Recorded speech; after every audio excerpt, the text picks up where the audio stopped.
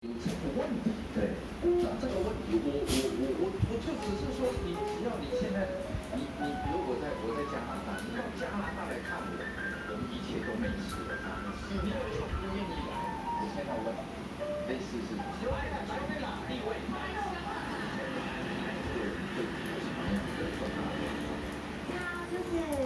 我交往大概2年，